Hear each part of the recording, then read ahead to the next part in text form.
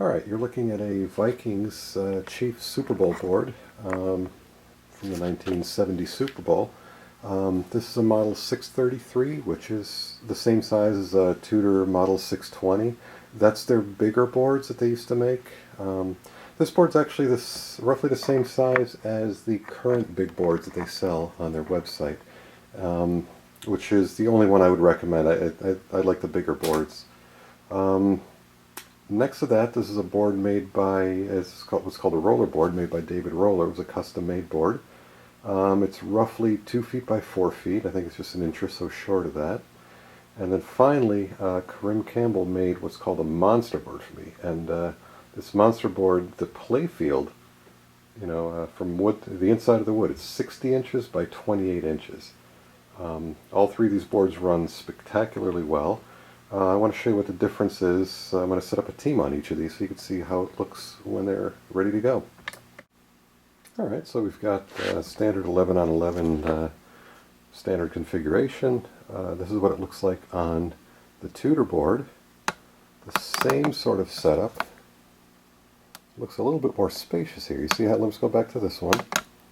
You see how they're very close to the sideline? The spacing is pretty much the same here on this board. And then finally,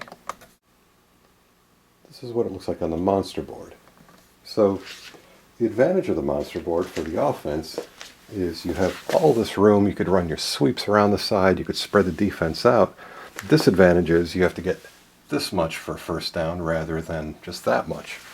So it seems to balance out pretty well. The boards play very nicely. I like this as kind of the money shot. So this is the boards all lined up along that back corner. So the edges are lined up as much as I could. And you can see the differences in the boards. Again, remember, this is the same size as Tudor's largest currently available board. I would not go any smaller than that. That's a great size to play on, but I don't like to go smaller than that. Otherwise, you saw what the teams look like. They're all compressed. So, and personally, I prefer the monster board. They have a tournament down in Florida every year that benefits Wounded Warrior Project, and I believe Jerry McGee brings almost a dozen of these boards out. He's got the whole collection of monster boards.